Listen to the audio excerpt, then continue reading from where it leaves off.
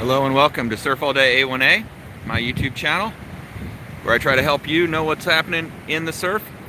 Also getting into helping beginners get into it going into 2021. Going to explore all kinds of cool things, so welcome. I was actually surprised this morning with what I was greeted with down here and a little bit underwhelmed. Although I'm not going to turn my nose up on it, certainly. Yesterday had a couple of sessions, a low tide and a high tide, that were quite good, much bigger. But you know, after the cold fronts pass through, this is a very typical scenario.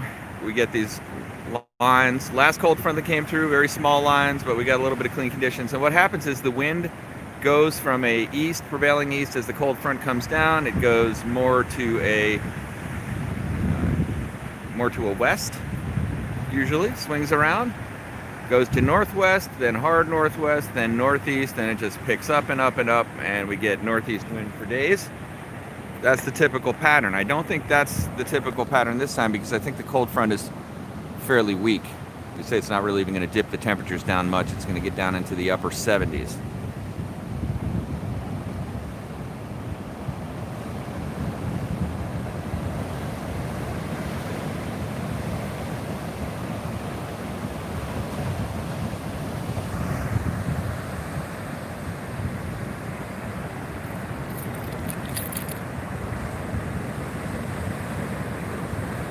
Oh, okay. Oops, just realized I didn't have chat on.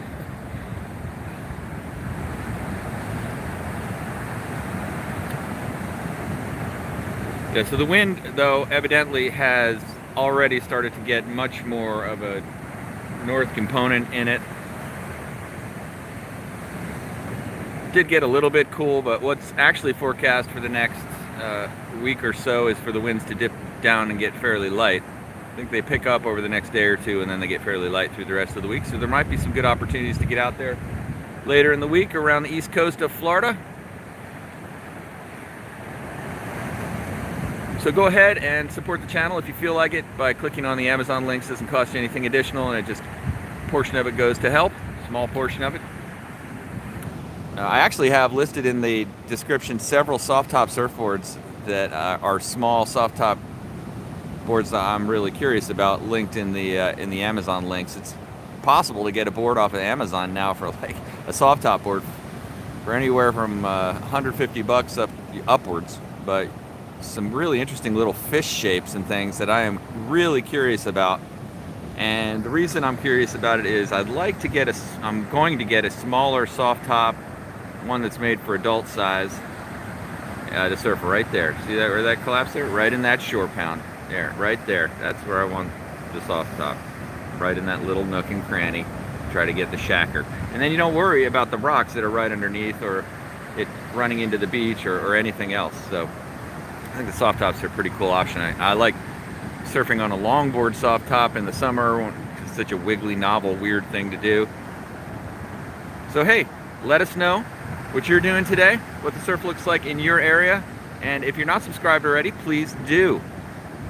I'm starting to live stream now, things like these daily surf reports, and I hope you'll join us. Thanks for watching Surf All Day A1A.